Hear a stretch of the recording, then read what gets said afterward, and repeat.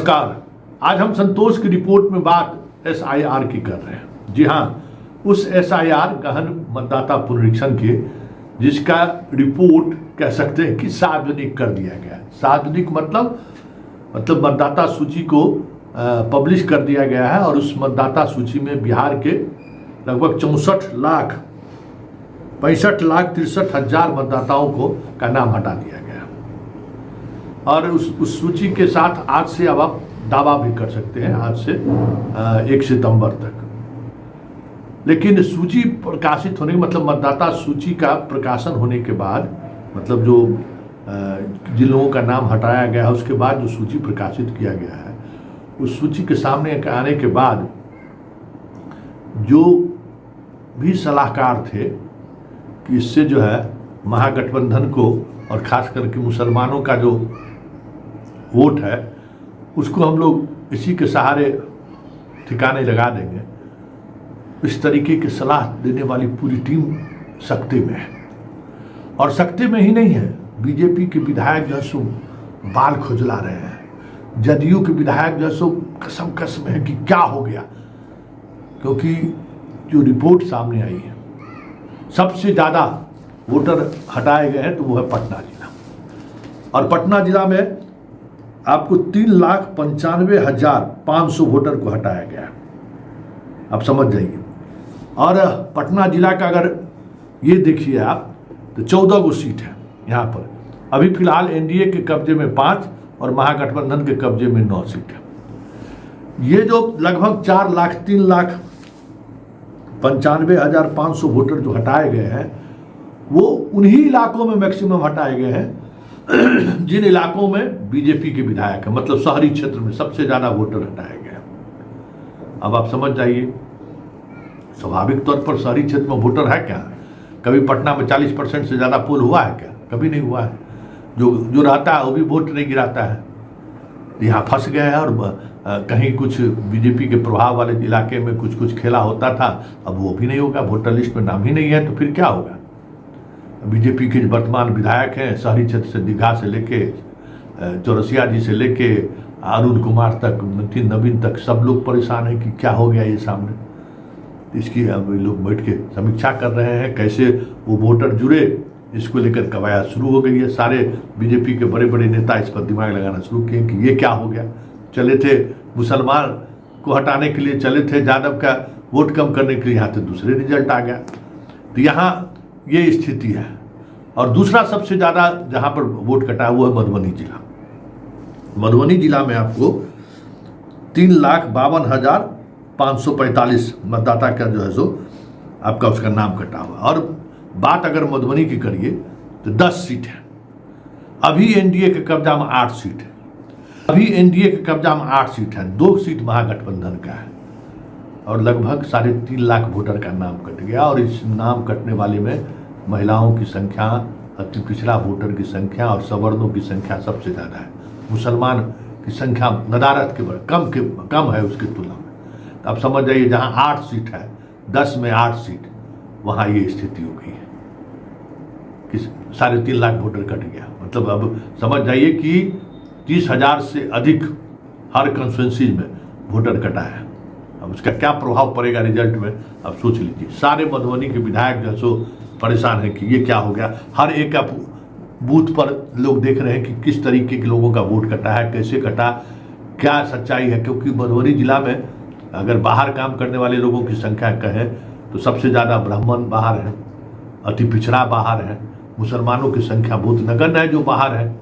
और जो बाहर है भी उसका एक्टिविटी ग्रामीण परिवेश में इस तरीके का है कि बहुत आप उस वहाँ पहुँच कर आप नाम भी नहीं काट सकते हैं। तो मतलब एनडीए का जो दूसरा सबसे बड़ा गढ़ माना जाता है, खास करके नीतीश कुमार की पार्टी का अति पिछड़ा का जो कम्बिनेशन है, वहाँ हर कंस्टिट्यूंसी में 30,000 से ज़्यादा वोटर हटाए जा रहे हैं और उसमें मैक्सिमम जदयू के वोटर हैं। अब सोच सकते हैं कि जदयू के कैंप में क्या स्थिति होगी। वहाँ हार जीत तो 10,000 से नीचे हो रहा है, वहाँ क्या स्थिति होगी। तीसरा सबसे ज़रा जो है वोटर आपको जो है सो गोपालगंज में कटा है, 3,10,363 वोट। अब बताइए, गोपालगंज में 6 गो कंस्टिट्यूंसी है, उसमें 4 गो एनडीए का कब्जा है और 2 गो महागठबंधन का कब्जा है। और समझ जाइए कि हर कॉन्स्टिट्यूंसी से लगभग 70,000 वोटर जो है सो कम हो गया। मतलब 6 कॉन्स्टिट्यूंसी में से नहीं 50,000 के करीब वोटर कम हो गया। अब समझिए कि 50,000 वोटर कम हो गया। एनडीए वहाँ पहले से मजबूत स्थिति में है, तो क्या होगा तो सोच लीजिए। सब माथा खुजला रहा है। वहाँ भी चले थे होटल लगाने, खुद अपने पड़ गए परेशानी में। तब गोपालगंज की स्थिति आप समझ गए। उसके बाद जो है सो सबसे ज़्यादा उसके बाद कटने वाले में समस्तीपुर है, 2,83,955। आप अगर समस्तीपुर के टैली को अगर देखिए तो 10 सीट यहाँ पर है। मतलब लगभग 26,000 हर कंस्टिट्यूंसी में वोटर की संख्या कम हुआ है। और वहाँ 5 एनडीए 5 महागठबंधन है। जबकि एनडीए जो है सो इस बार वहाँ हार हुई थी लोजपा के कारण, एनडीए को नुकसान हुआ था। और इस बार लोजपा साथ रहेगा तो एनडीए को फायदा होगा। 1-2 सीट महागठबंधन जीत ले तो बहुत बड़ी बात है। और वहाँ इस तरीके से वोटर कटा है, जो मैक्सिमम वोटर वही लोग हैं जिनका रिश्ता जदयू और बीजेपी से है। तब गणना शुरू है कि कहाँ क्या स्थिति बनी है। बात हम पूर्णिया की करें, पूर्णिया में जो है सो 2,73,000, मतलब कंस्टिट्यूंसी है 7 को। समझ जाइए कि लगभग 40,000 के करीब जो है सो हर बूथ पर वोटर कमा है। तो जब 40,000 का सब जगह कमा, वहाँ पहले से एनडीए 4 गो है सीट 7 में, 1 जो है सो महागठबंधन का है और 2 आईएम का है। तो मजबूत स्थिति में वहाँ भी है जदयू और गठबंधन। वहाँ अति पिछड़ों का डेंस है, वहाँ स्थिति गड़बड़ा रहा है। अब सोच लीजिए। इसी तरीके से छपरा, उसके बाद छपरा में जो है सो 2,73,223 मतदाताओं का जो है सो नाम कटा है। और कंस्टिट्यूंसी 10 है, मतलब 27,000 पर कंस्टिट्यूंसी लोगों का नाम कटा है। वहाँ एनडीए 3 है और महागठबंधन 7 है। वहाँ भी फैक्टर काम किया था, चिराग फैक्टर प्रभावित किया था। अब समीकरण बदला है और मुसलमान के बजाय अधिकांश सवर्ण का वोटर वहाँ कटा है। पिछड़ों का, अति पिछड़ों का वोटर कटा है, जो कहीं न कहीं प्रभावित करेगा एनडीए को। अब देखिए, देखते चलिए ना। उसके बाद सीतामढ़ी में 2,44,962, लगभग 2.5 लाख वोटर यहाँ से भी कटे। सीतामढ़ी में 8 सीट है, 6 सीट एनडीए को है और 2 सीट महागठबंधन की। मतलब पूरा जो एनडीए का सबसे गढ़ माना जाता है मधुबनी, मतलब अति पिछड़ों के सहारे जो चुनाव जीतता है, वहाँ देख लीजिए। सीतामढ़ी हो गया, मधुबनी हो गया, इन सब इलाकों में देख लीजिए। पश्चिम चंपारण, पूर्वी चंपारण का हाल वही है। सब जगह जो इस डोमिनेंस वाला तिरहुत का इलाका है, वहाँ सबसे ज़्यादा वोट कटेंगे। अब वहाँ क्या स्थिति होगी अब सोच लीजिए। पार्टी का जदयू और बीजेपी दोनों परेशान है। अब उसके बाद गया है, गया जी में जो है आपको 2,45,663 वोट कटेंगे। अब बताए वहाँ एनडीए को 5 और महागठबंधन को 5 है। उस स्थिति में जब तेजस्वी सरकार के घोषणा में सारा ज़्यादा मुसलमान एक साथ था, फिर भी चिराग अगर नहीं रहता तो समझिए कि 1-2 सीट पर महागठबंधन सिमट जाती। वहाँ हर कॉन्स्टिट्यूंसी में 25,000 वोट कम हो जा रहा। समझ सकते हैं कि क्या खेला होगा।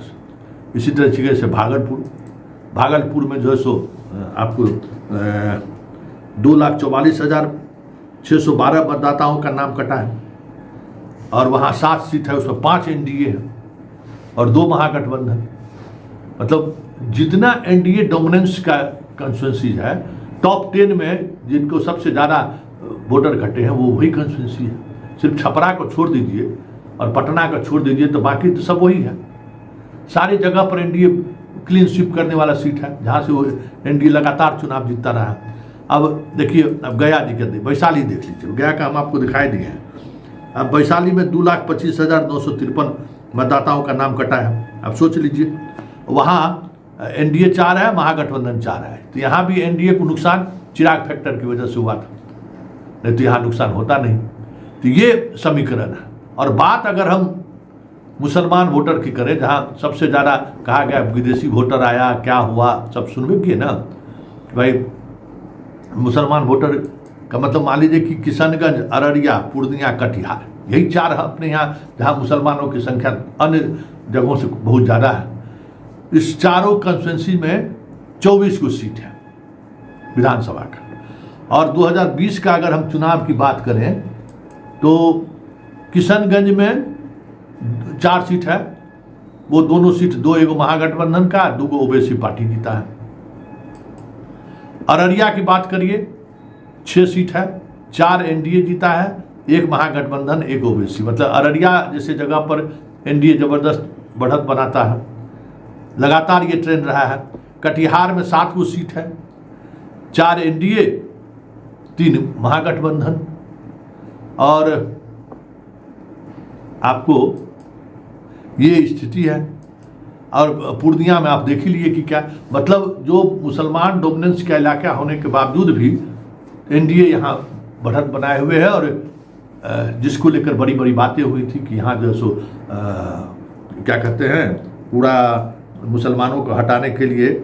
आप बताइए ना कि अररिया में मात्र 1.5 लाख वोटर, 1,58,000 वोटर हटाया गया है। किशनगंज में 1,45,668 है। पूर्णिया में तो हम चला ही चुके। कटिहार में 1,84,000। मतलब मुसलमान का डेंस वाला जो इलाका है किशनगंज, वहाँ सबसे कम, 1.5 लाख से भी कम। अररिया में जो है सो 1,58,000 और कटिहार में 1,84,000।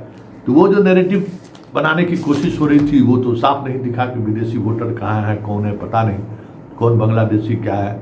1.5 लाख वोटर दोनों जगह पर, मतलब अररिया, किशनगंज और कटिहार, 3 जिलों पर सबसे ज़्यादा बांग्लादेशी की बात होती है। तो कटिहार में भी जो सब देख ही लिए कि 1,84,000। तो वो नैरेटिव भी सेट नहीं हो रहा है। तो फिर पूरे तौर पर जो अगर बात करें तो सबसे ज़्यादा नुकसान एनडीए का ही होता हुआ दिख रहा है। इसलिए एनडीए में बैठकों का सिलसिला तेज हो गई है। और अब आपस में ये बात करने लगे हैं कि ये कौन सा आत्मघाती कदम उठाने का दिमाग दिया कौन भाई, कहाँ से ये बात सामने आई। हालांकि इसके पीछे जो तर्क दिया जा रहा है कि बिहार में इस गहन पुनरीक्षण, मतदाता पुनरीक्षण के सहारे कॉमनल फीलिंग को थोड़ा बढ़ाने की कोशिश हो रही थी, लेकिन वो भी नहीं हो पाया। वो भी जैसे आधार कार्ड में बड़ी बड़ी बातें हुई, क्या क्या नहीं कहा गया, लेकिन कोई बात सही साबित नहीं हुई। चंद घंटों में ही, चंद दिनों में ही उस नैरेटिव से बाहर निकल जा रहा था स्टेट, निकल गया स्टेट। अब देखना दिलचस्प होगा कि इस रिपोर्ट के सामने के आने के बाद एनडीए पूरी मशीनरी लग गई है सरकार की कि कैसे इसको जो है सो व्यवस्थित किया जाए। ये देखने वाली बात होगी। वैसे राहुल इस मुद्दे को लेकर सड़क पर उतर ही रहे हैं, तेजस्वी सड़क पर उतर ही रहे हैं। और एक खबर और भी है जो चौंकाने वाली खबर है।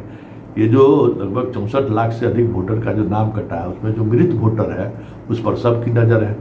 और हर जगह से खबर आ रही है कि जिंदा लोगों को भी लोगों ने मार दिया है। सुप्रीम कोर्ट ने तो 15 ही मांगा था ना, तब सोच लीजिए कि क्या होगा।